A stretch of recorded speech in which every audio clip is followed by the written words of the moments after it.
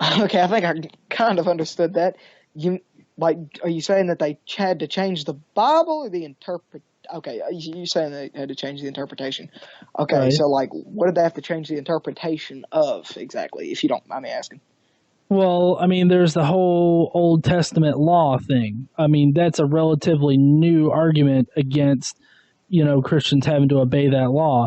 Up until 1865, Christians were readily using the Bible to, impose slavery on African Americans. Until the 1920s, they were using the Bible to suggest that women don't have the right to vote. And we have examples now of pastors using that exact same logic, using the Bible to say that women shouldn't be allowed to vote. That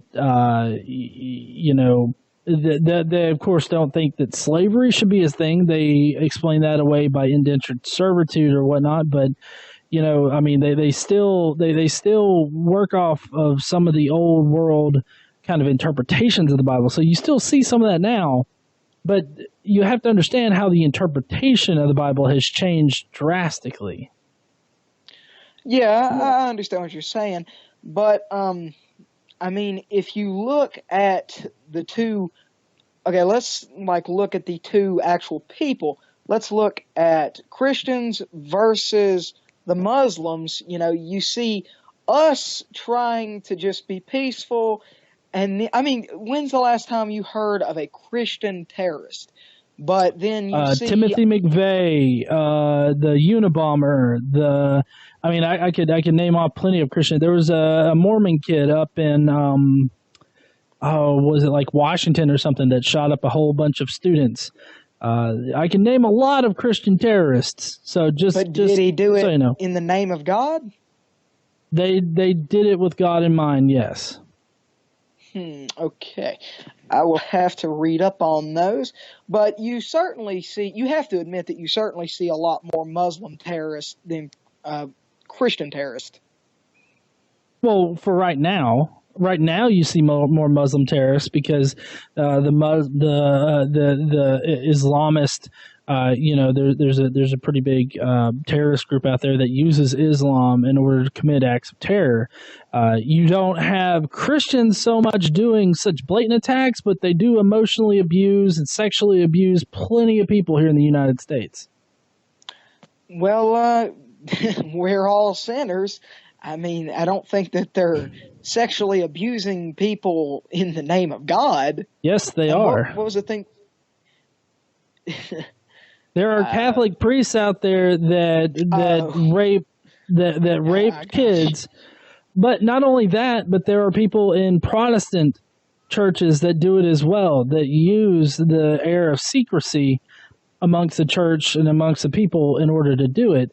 They seek out positions of power because of these religious positions that give them power over people of youth, young kids. They use their position with God, if you will, in order to rape kids. And they say it's okay because if God didn't want it to happen, then it wouldn't happen. Yeah, but they're not Christians; they're Catholics, and No, I was talking about Protestants there at the end, and Catholics are Christian. Did you say Catholics are Christian? Yes. Okay, well, yeah, but I mean, they're not well, I guess they are, but they're not my definition of Christian, because, well. What's your definition of a Christian?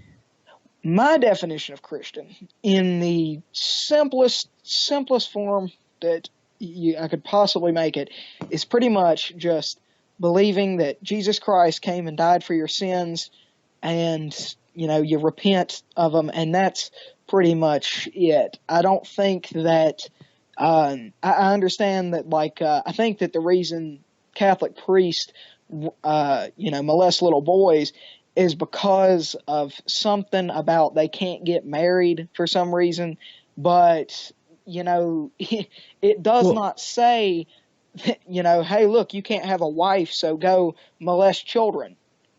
No, but that's also not the reason why pedophiles exist. Pedophilia is a mental disorder. Like okay,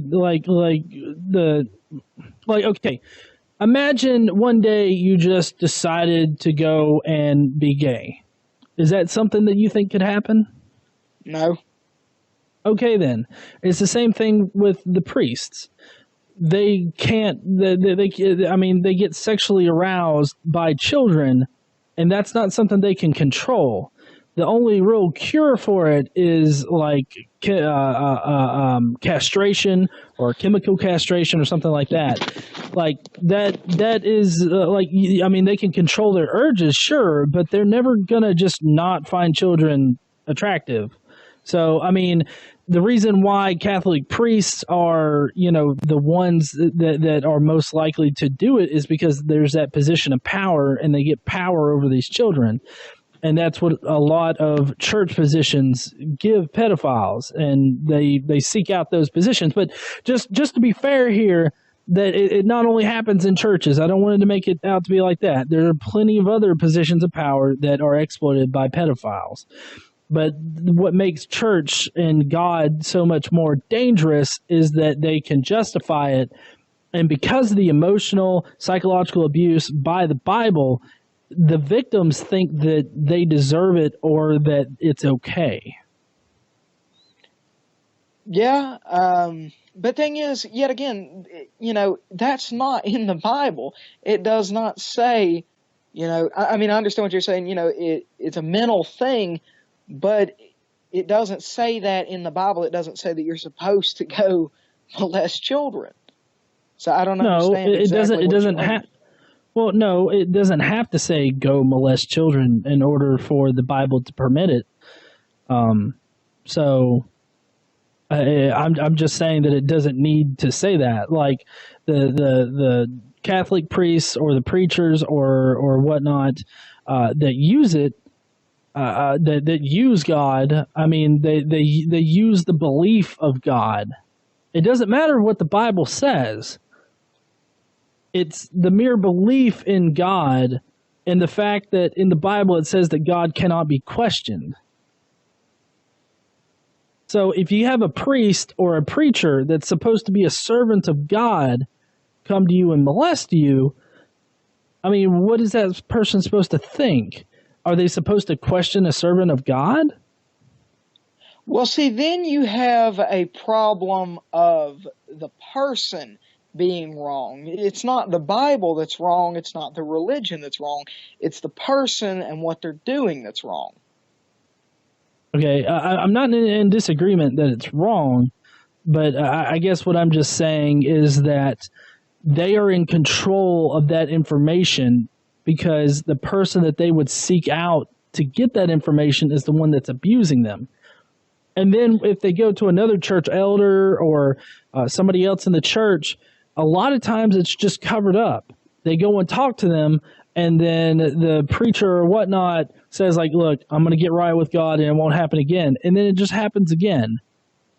So I'm just saying that it's a problem in the church. I'm really not even sure how we got onto the subject, to be quite honest. Yeah, neither am I. Okay. But yeah, I do kind of understand what you're saying, though. But like I'm saying, it's not the religion's fault. That would be a person or like I mean, it doesn't say that in the Bible. It does not say that. That's right. Okay in the Bible. So I understand that. Just to kind of get back on track here, we were talking about how that Jesus and God are the actual gods rather than like Allah or any other kind of God out there. Like, how do you know personally that you're right? Okay, well, see, the Bible is a collection of, I want to say this right, I love this, it's from a video called Why You Can Believe the Bible or something like that, but it's a collection of eyewitness accounts written during the lifetime of other eyewitnesses. That's a good reason to believe. Then you have some atheist historians who say that Jesus is undeniable as a person anyway. Now, they question his divinity, and that's why they're atheist, but they even say that Jesus was a man and that his existence and death as crucifixion is undeniable. Okay, well, I mean, that's just an appeal to authority. It's not convincing. Well, it's really convincing to me. I mean, but you have to understand how logically fallacious that is, though. Like, it's not logical for you to believe it just because other people believe it. Well, see, I don't believe it just because other people believe it. I believe it because it was... Okay, look at it this way. They died. The people who wrote the Bible, most of them died, if not all of them, I'm not sure. But they died believing that they saw what they saw, and they never changed their story. I mean, that's got to say something. Well, you can't prove that, though. But, like... Okay, like, if you see something absolutely crazy, and, like... Okay, well, I'll put it this way. Are you willing to die for a lie that you made up? Are you willing to die? There are plenty of people that have died for lies in the past. That's not a convincing argument. But it's a lot of people. It's not just one person. I mean, if it was I'm not saying one person has died for it. I mean, I'm saying that there have been a lot of people in the past that have died for lies, or they have died for things that they didn't know was a lie. Take, you still there? Okay. Yeah. Sorry, my phone hit low power mode when we took it up.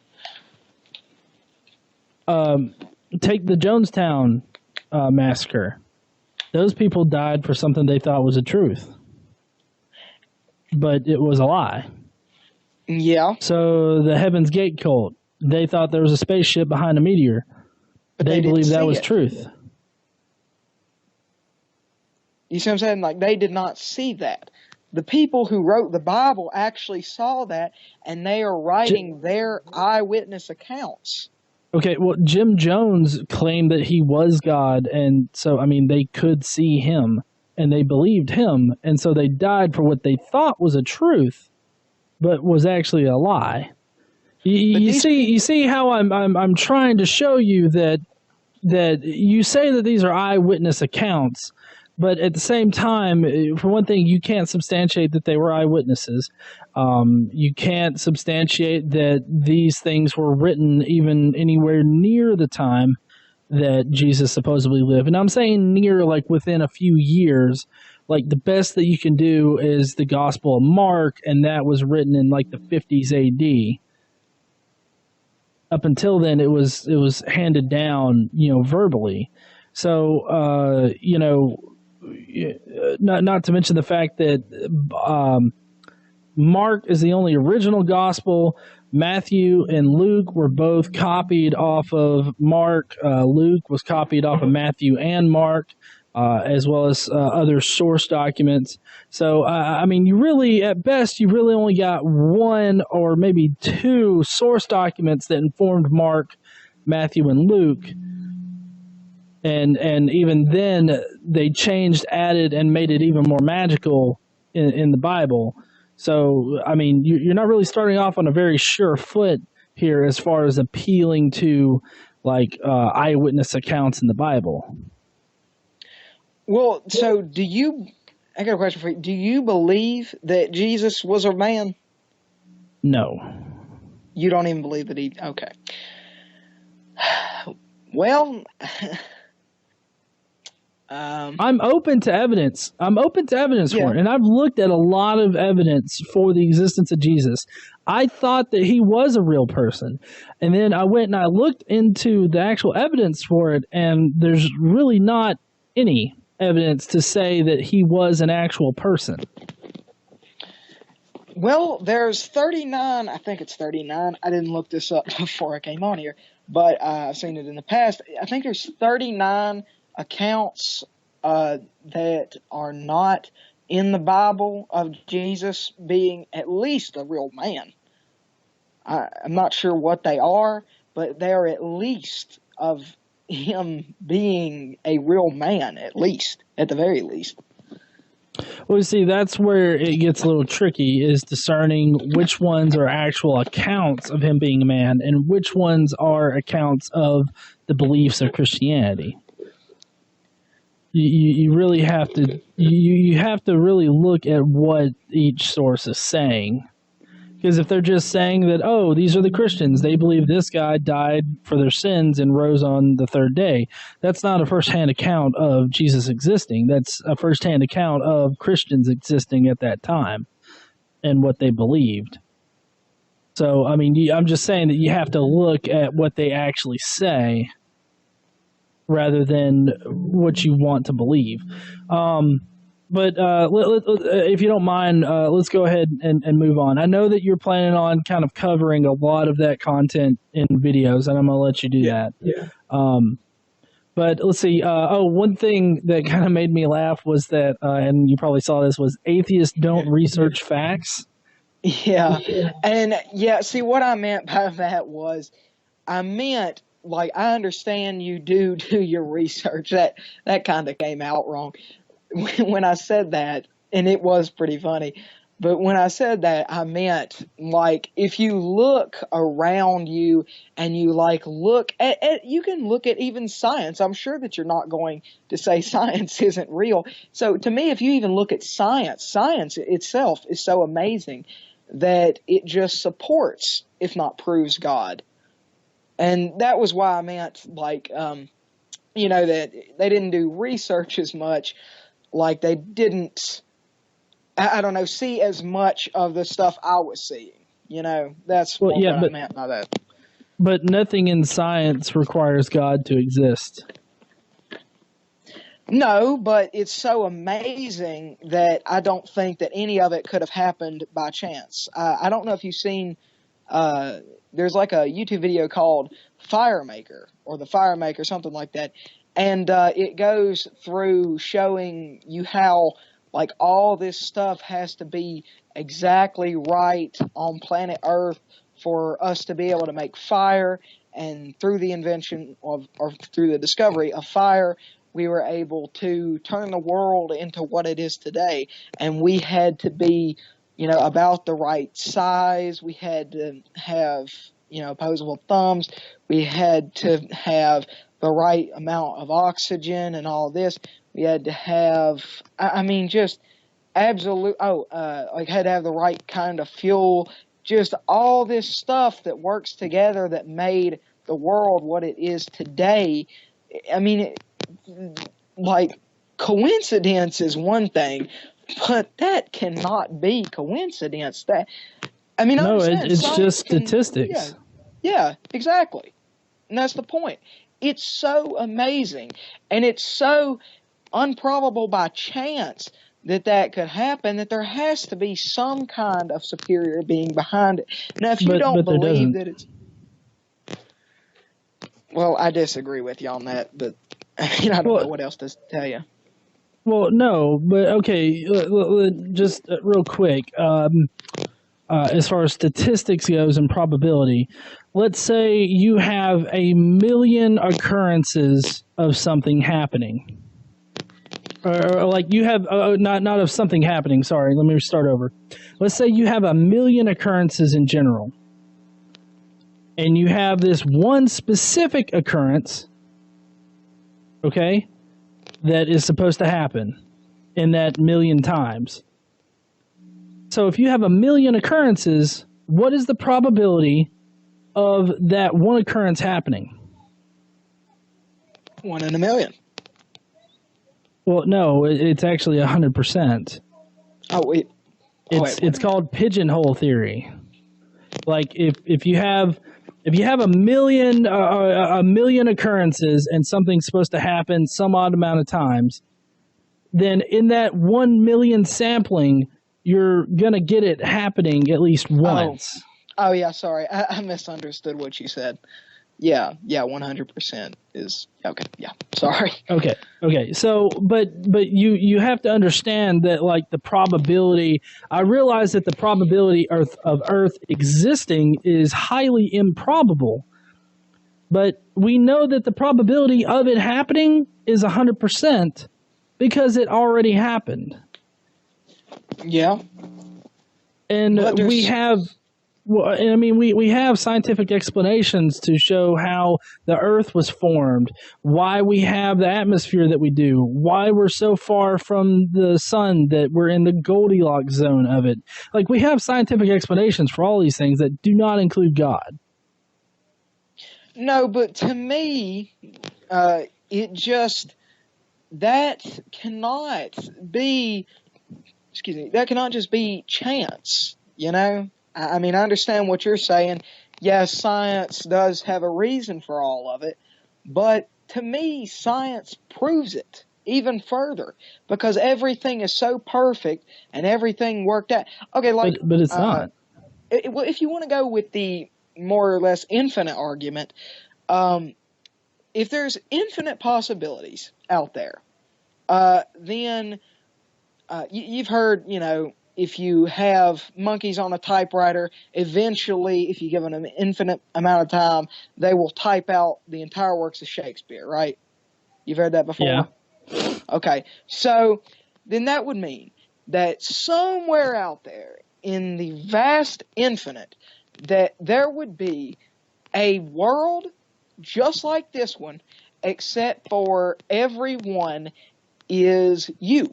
You, just your face on every single person. If there's an infinite amount of possibilities, then that would be that. But you know that that's not the case. You know that there's not a world of yous out there. Actually, I can't say that I know that there's not a world out there that's like that. But, I mean, that'd be insane. I mean, okay. It's highly improbable, but I'm not going to go as far as to say I 100% know that it's not out there. Because I can't know.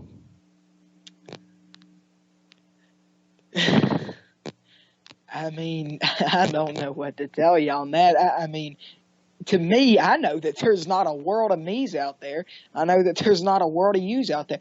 Okay, we have, every person on Earth has a different fingerprint. You know, that's amazing. That, I mean, like, in all of nature and, you know, all the world's history, nobody would ever have the same fingerprint. Well, there's no real way that we could test that. I mean, fingerprints are you know, determined. Actually, this is concerning your most recent abortion video. Fingerprints are determined at 26 weeks in the womb, and they're determined because of you know, their little friction ridges. So, I mean, of course that they're going to be different for every single person. That's why we use them as identifying marks. But, I mean, like, there's no, like there's a slim chance that I could have the fingerprint of somebody from the past, but I can't know if there was, and I can't know if there wasn't. All we have is probabilities of it happening. Yeah.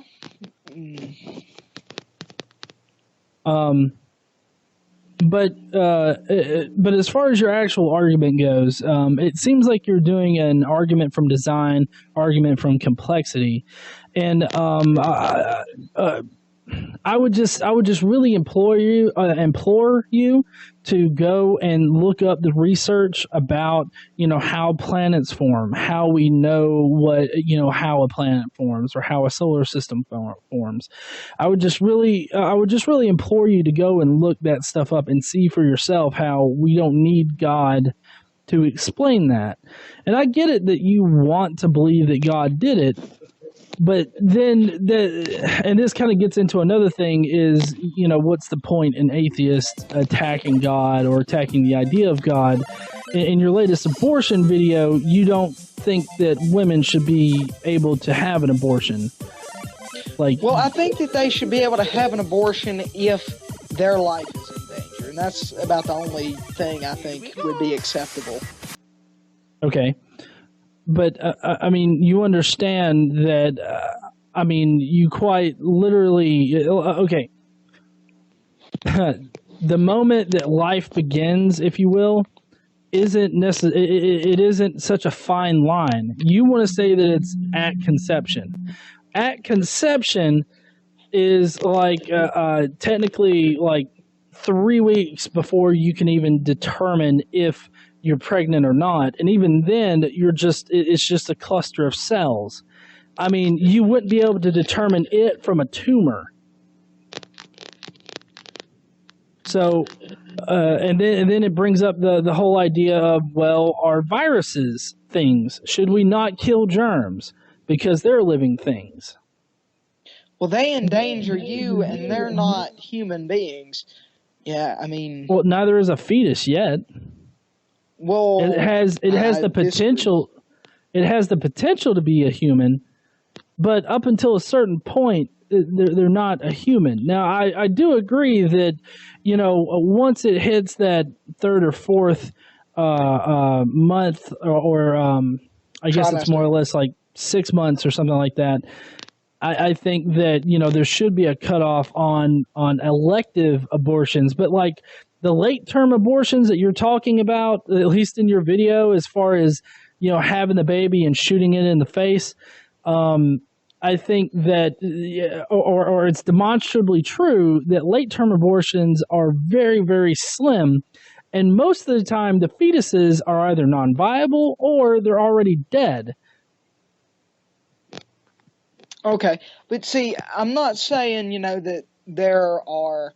Well, pretty much my argument with that is that I don't think that you should be able to kill a human, and I see it as a human because, I mean, to me, it just is because God knew us before we were born. So that, I think maybe, and I could be wrong on this, I mean, there could be something in the Bible that says that this is wrong, but I think that we have souls at, like, when we are conceived, like the moment we are conceived. So I think you're killing a human. I don't understand, like, what a soul, like, consists of or would be. Pretty much just your otherworldly body, I guess. Well, I mean, would your soul be your personality and all that kind of stuff? I think it's like you, but it's a spiritual thing more than a physical thing. You know what I mean? Okay.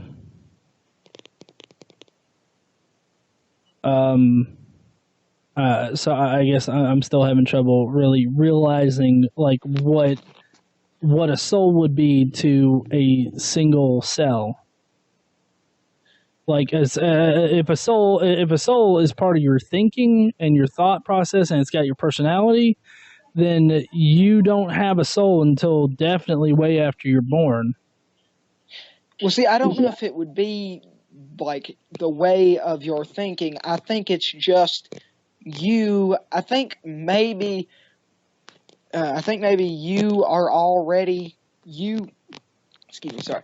I think you are already you, but you just kind of grow up into it anyway, if that makes sense. I know it's kind of worded weird. So I guess what you're saying is, like, if someone is destined, so you believe in predestination? In a way, kind of. Okay, so where's free will in that? Because I'm assuming that you believe in free will, right? Yeah. Well, pretty much, I think that it's like I think God knows, like, what you're going to be, how you're going to be. And I think that sometimes, well, the thing is, one of my friends said this, and this was a really interesting theory.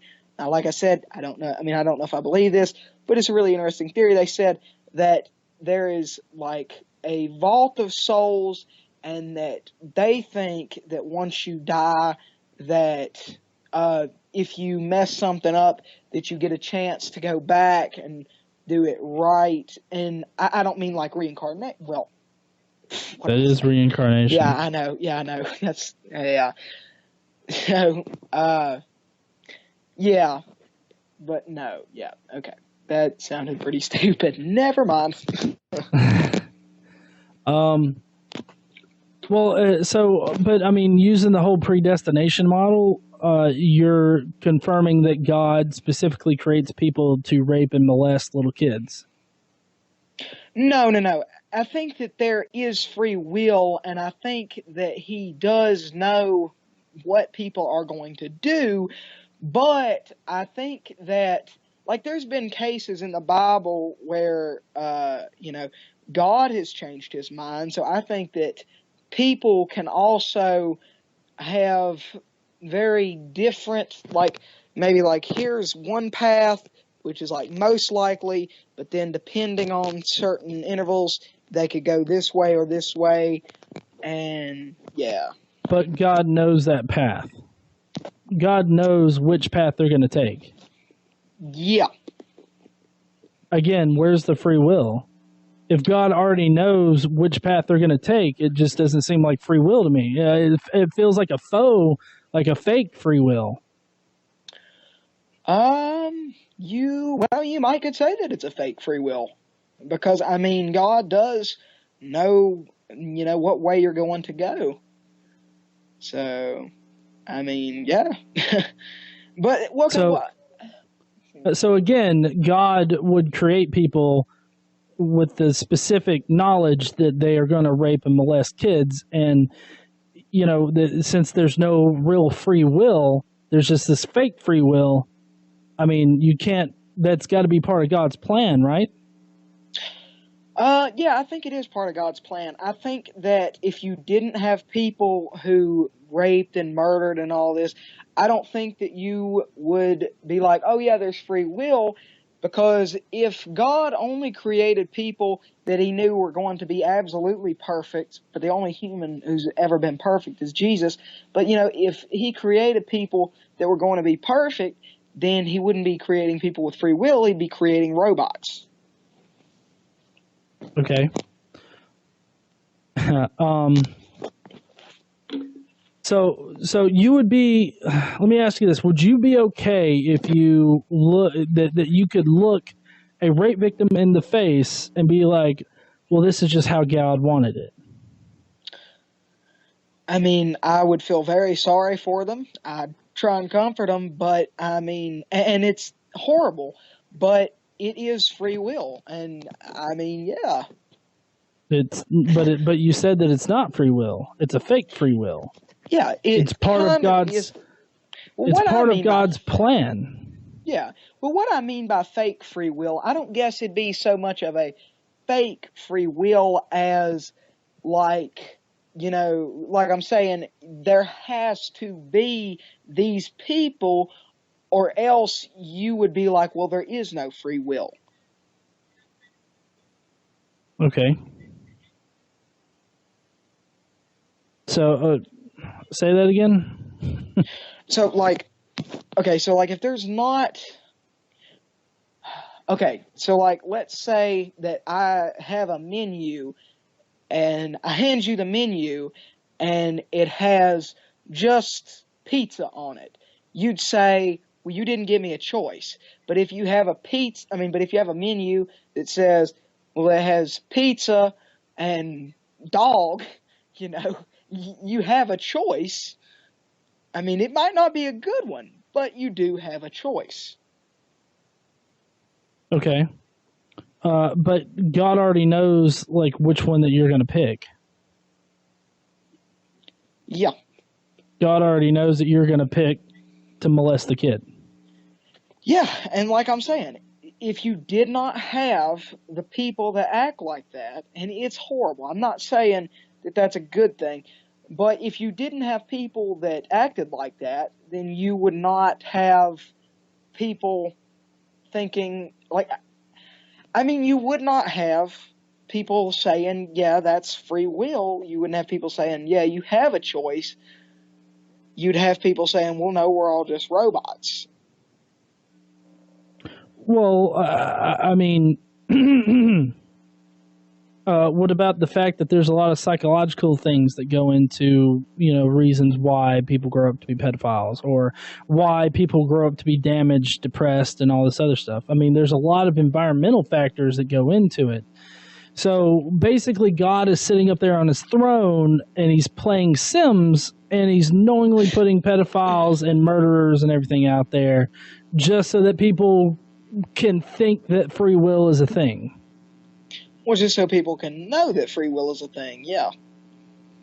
No, it would be so that people are fooled into thinking that free will is a thing. That would be the main purpose of doing it. It's what you've described here, is God is fooling us into thinking there's free will by putting people on the earth that do these quote-unquote sinful things. Okay, well, if I watch a TV show and I've already watched it and I know what's going to happen in it, just because I know what happened in it doesn't mean that I had control over. And I mean, I'm not saying God doesn't have control over it. If he wanted to change it, I think he could. But like, just because I watch that TV show and I know exactly what's going to happen doesn't mean that I had an impact on it. Doesn't mean that it's my fault that the show had a good ending or a bad ending. Okay, so God doesn't create us. No, he does. But oh, sorry, hold on. Okay, you still there? Yeah. Sorry, I had a notification pop up. No, like, he does, but then it's like, here you go do your own thing. I hope you choose to follow me, but, if you don't. But he already knows if they're going to choose to follow him. Yeah. So, but I mean, he's already programmed them to not follow him. No. He's not programmed them. It's free will. He knows what they're going to do, but he lets it happen. Okay, so you're saying that God creates people, but he doesn't have any power over the creation process. What do you mean? No, he has... What? He has power over the creation process, yes. But once we are created, then he just lets it roll. Okay, but if he knew us, like you said before, God knows us when we're in the womb, right? Yeah. He knew us before we were born. He created us with a specific path in mind. How is that not him creating somebody specifically to, like, murder somebody? Well, like I said, things can change. God's mind changed in the Bible. It has been changed. So I think that people can, possibly change the way that they're... So are you saying that people can go against what God has foreseen in our lives? Well, I'm thinking maybe it's not quite as simple as, like, I mean, I know I did say that God knows where we're going and what we're going to do, but I don't think it's quite as simple as, either I know that you're going to do this or I know that you're going to do that. I think it's like there are maybe a bunch of different end possibilities, and, like let's say that God wants to work on somebody who he is trying to change to Christianity, and or any religion if you believe in that, but just speaking from my point of view, if he asks somebody, and I don't mean like, hey, Johnny, go talk to this guy. I mean, like, he speaks to them through, like, them feeling urged or led to do something, then I think if they don't do that, I think that might have a outcome, like a different outcome, than if they do that. And that's, kind of why we need to follow what we feel led to do. And but still it comes back to the idea that at some point God doesn't know what we're going to do. I think he does and doesn't. It's like he does know, but is it Schrodinger's God? What? Oh no, like the Schrodinger cat. No. Well,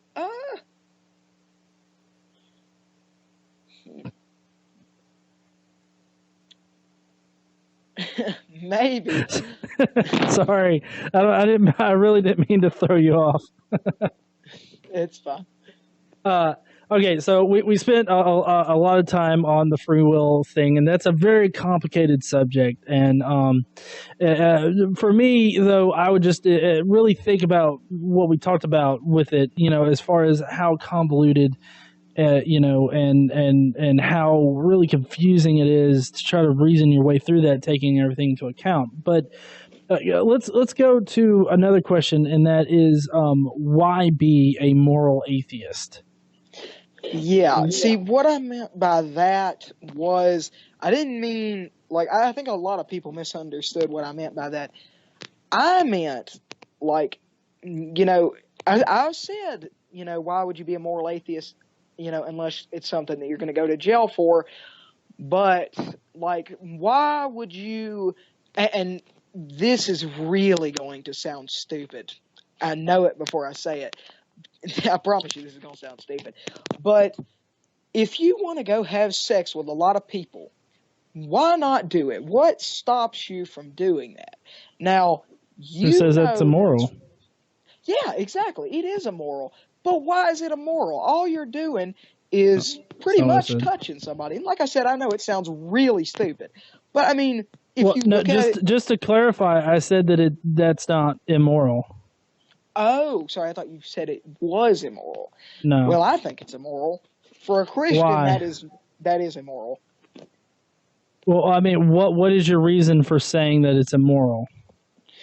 It's immoral because, you're supposed to have one wife.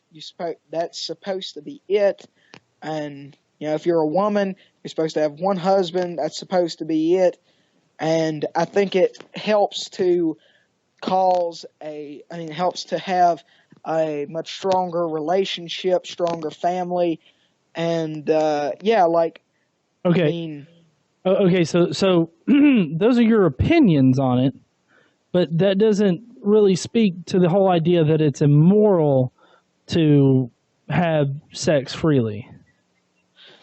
Consensual sex is what we're talking about here, just to clarify. Okay, yeah, so, I know. But what I'm saying is, if you have sex with a lot of different people, you might not think that that's bad.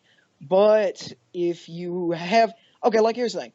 If, I don't know if you're married or not, but if you are, would you cheat on your wife? Well, I mean, it's kind of a complicated thing there. Well, how do you define cheating? Having sex with another woman. Well, see, it's not as clean cut as that. How do you not see it as clean cut as that? I mean, to me, that's cheating. Well, because there are open relationships, there are certain situations with married couples, like open marriages, open relationships, where they can freely have sex outside of marriage. Would you classify that as cheating? Yes. Okay. See, I don't, because there's a consent there between the two individuals, and so that's not cheating. How I would define cheating is, would you, go behind your partner's back and have, affairs, whether it's emotional or sexual. And I would have to say that there's a lot of factors that play into it, but that it is indeed a bad or dishonest thing to do. Yeah. But that's because my reasoning for it is because there's no consent or consensual agreement between the two people that is okay. It's more of a social contract that makes it bad or, whatnot. I know I've kept you a long time. Do you need to go? No. I thought I heard something. I was wondering if it was my dog. No, I'm fine. I can keep talking. But yeah, I see what you're saying, and I think I'm gonna change that. If it is like an open marriage, like you're saying, I guess that's not cheating. I would still say it's immoral, but I guess you're right. It's not really cheating if both of you are like, well, yeah, honey, you can go do that. So I see Well, what you're saying.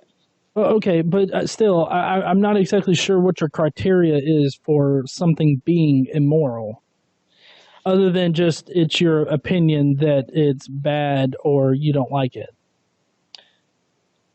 I mean, that's a pretty good way to say it's immoral. I think, like the last time I looked up the statistic, and it's probably changed by now, or I could be entirely out of the ballpark, but I think it's like 52% of women agree with abortion. That could be very wrong, but I think it's like 52%. But so the other, 48% say that that's immoral, but the ones that but the ones that don't have a problem with it, they see it as a moral thing. So, or they don't see a problem with it being immoral. So it is kind of, I guess, what you choose to see as immoral. Okay, so you're saying that morality is relative rather than absolute. I mean, I think that, I get most of my morality from the Bible. So that's kind of where I try and draw my line of morality. I understand a lot of people's definition of moral is different, and that is more or less what I meant when I did say moral. I meant my definition of moral. So that was probably pretty, or maybe too vague. I should have, yeah. Well, but I mean, I guess I just don't like. I get.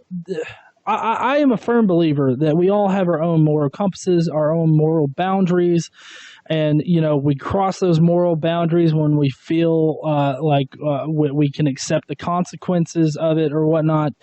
Like I feel like we both agree that everybody has their own moral compass, but you see the problem is that with most of the time with Christians, they feel like their moral compass should be the gold standard for all other moral compasses, and everybody should live by their moral compass rather than their own.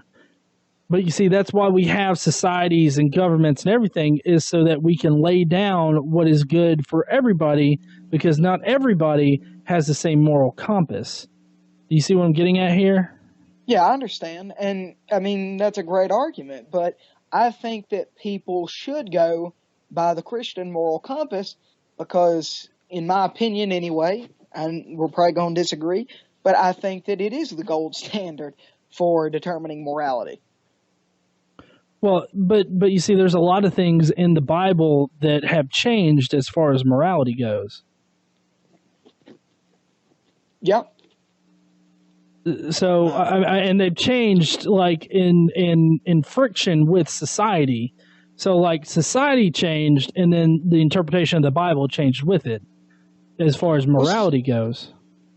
Well, see, I don't think that. I don't think that the real definition actually changed. Like, I know that my mom was raised in a household where she was taught, like, don't drink in the Bible, you're not supposed to drink and all this. But if you look back, Jesus drank wine. And so I don't see a problem with it. She sees a problem with it. But I think if people want to drink in moderation, I don't see a problem with it. So I think that you can kind of gather your morality from the Bible without having to take it as the most literal definition that there possibly is. Okay, let's use that example though, and let's directly apply what I'm talking about here. Your mom feels that drinking alcohol is immoral because of the Bible, right? Yeah. You feel that it's not immoral, but because of the Bible. In moderation, yeah. In moderation, right. Yeah. So, what, like, how would you feel if your mom unanimously said, "Nope, you're going to live by my definition of morality, my particular flavor of morality. Like, that's going to be mine. Like, I'm not just saying like while you're living under her roof. I'm talking about like when you move out, you go and you get yourself a wife, and whatnot. Like, how would you feel if your mom made that rule that you can't drink alcohol, even though you think that it's perfectly fine? Well, I would do my best to convince her. And if she didn't go along with it, then I'd just say, well, you know what? That's between me and God, and leave me alone about it. Okay, well, then try to apply that to the bigger picture at large and do that with, like, abortion. I mean, I understand, like, not everybody, far from everybody, is going to agree with me, but I'm just putting out my ideas so that people can kind of draw their own conclusion. I mean, here's the thing. If you're an atheist, that is fine, because I'm sure that you have a reason that you are an atheist, or you have a lack of reasons that you're an atheist. If you're a Muslim, I'm sure you have your reasons. If you're a Christian, you have your reasons. If you're, whatever religion or whatever you believe, I'm sure that you have your reason. For political beliefs, for any belief that you have, I think that you have your own reason. So, I mean, I just want to put out my reasoning so that people can, kind of hear what I'm saying about it, and then draw your own conclusions. I mean, I understand people will disagree with me a lot.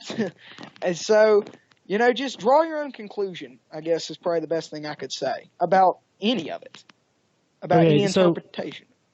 Right. So, okay. So maybe I misjudged you. Are you not saying that you think that Christianity should be pushed on the population at large?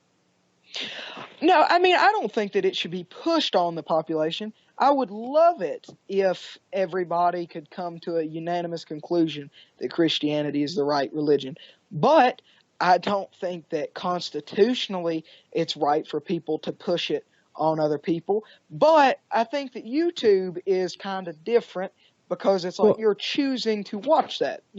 If you go to church, you're choosing to go listen to that. And I don't think that people should push their, religion into politics 100%. I think that we should, like I said, kind of draw a baseline of morality and kind of try and sculpt it the best that we can from the Bible. But there are going to be different opinions. There's going to be different people thinking different ways. So, I mean, if you have a good reason for thinking that, then think that. And if somebody gives you good reasons to, not believe that way anymore, I'm taking what you're saying. I'm thinking about it, but I hope people take what I say, and I hope they listen to it and try and understand what I'm saying. Well, yeah, no, don't. I wasn't trying to tell you that you shouldn't be making videos on YouTube or putting your idea out there. I was just trying to, move the conversation into the bigger context of, like, outside of YouTube and exactly where you went with it, which is in politics. Now, let's say, for instance, you have somebody that's put up a bill to be turned into a law, and the only reason why they have, like, that bill is because of the Bible. Do you think that's a viable reason to have that particular law? Well, I think that people should vote on it, and the majority rules in a democracy. Well, not always. Well, no, I'm talking about what you said about religion not being pushed into politics 100%, and like how you feel about somebody that puts up a law where the only justification they have for that law is their particular religious beliefs. Yeah, I don't think that if it's purely, I mean, like, if there is literally no other possible argument for it, then other than, well, it's in the Bible, or it's in the Quran, or it's in, one of the other religious holy books, then no, I don't think that should be able to be a law. If there's no other reason for it other than, well, it says it in this holy book. Okay. Good. I'm glad that you feel that way, because, if that was okay, then, I mean, that's just one step closer to a theocracy, and that didn't really work out in the past at all. But to move on to the final question, this is what we'll end on. It's one thing that you asked in your video that I responded to, and that's why are you an atheist? And just to answer you face to face here, I'm an atheist because I had somebody tell me that if I didn't believe the Bible 100%, then I wasn't a real Christian. Now I know that is a no true Scotsman fallacy. I didn't know that then, and so I had to really take a critical look at what I believed in.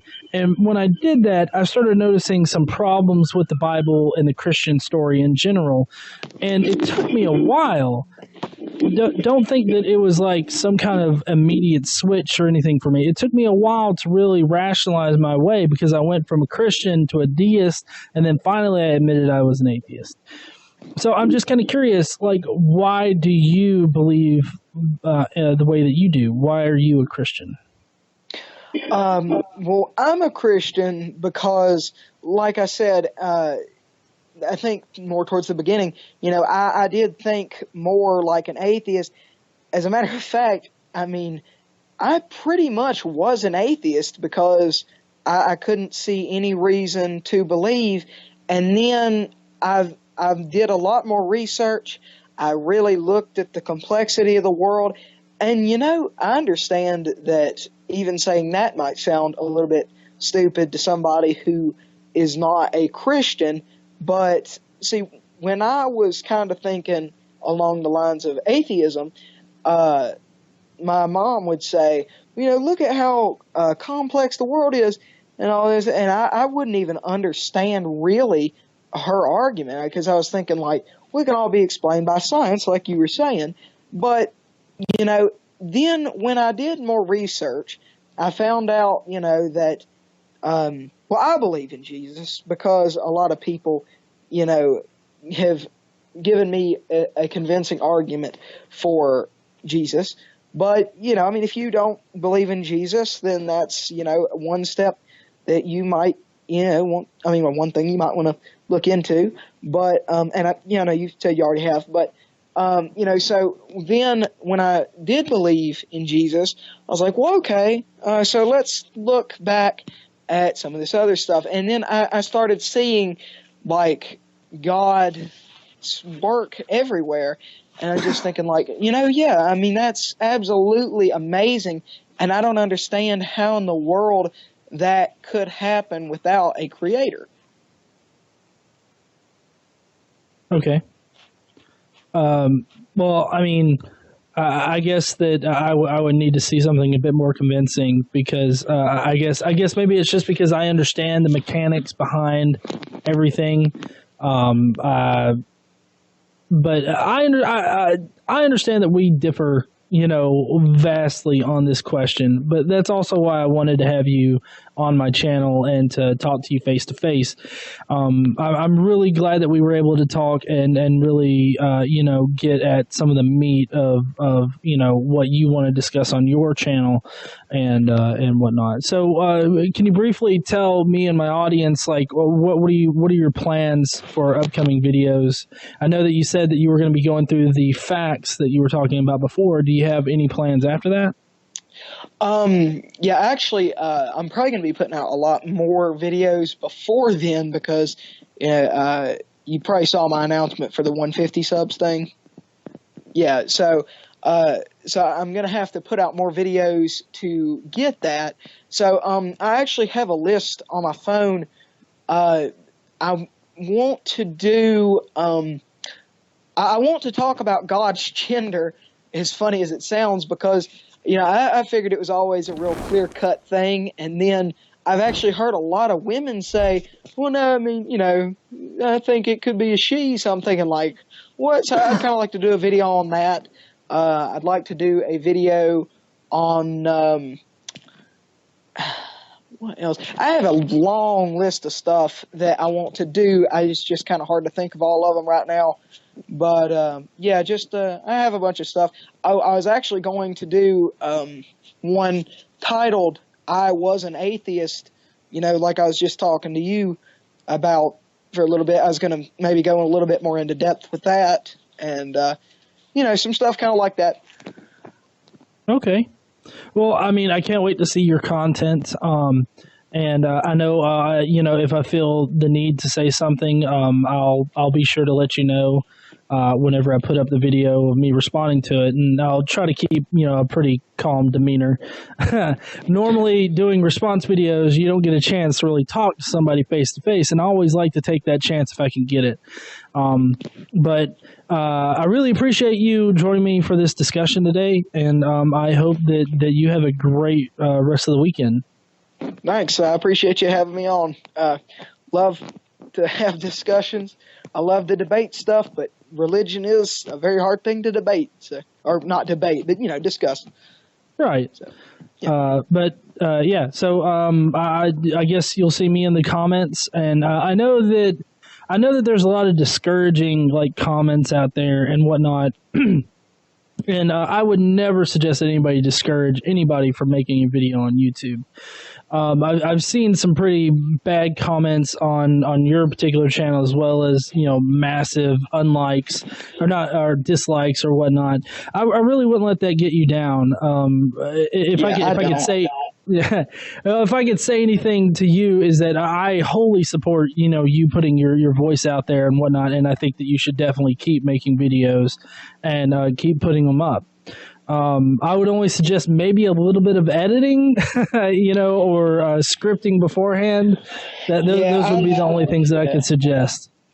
Yeah, see, I really kind of like the more I just go on there and say what I want, but I mean, I do edit to a point. It's not like an actual editing thing, but I if I say something kind of crazy, I'll reshoot it. Like when I was shooting my abortion thing, I said, when I was talking about giving them up for adoption, I said, if you're raped, don't get it aborted. You can always give it up for abortion. So I redid that, but yeah, I don't know any good editing software. You got any advice on editing software that's free? That's free. I'm not exactly sure. I use Adobe Premiere. I know that there's a Sony Vegas out there that's also pretty good. The editing tools on YouTube are pretty decent for the kind of videos that you're putting out there. So that might be worth looking into, trying out at least. But yeah.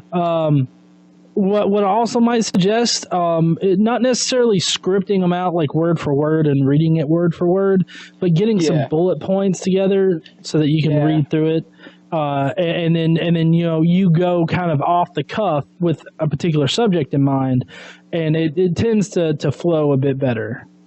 Yeah, and see, I did do that in I can't remember what video. I don't know if you've seen it. But when I pick up the little tablet, and I'm looking at it, I did actually have points bulleted, but and I like to do that. I don't know. Actually, I don't know why in the world I quit doing that. I probably need to start doing that again. So yeah. All right. Well, again, CamoChristian, I really appreciate you coming on here. And I guess if you want to let everybody know where to find you here on YouTube, then we can go. Okay, guys. Just find me at CamoChristian. If you need to contact me, my email is theCamoChristian777@gmail.com. So, yeah. And thanks for having me, man. Oh, yeah, no problem. I enjoyed the conversation. So, like I said, I hope you have a great night, and I hope everybody that's watching this has a great night, too. We'll see you guys later. See ya.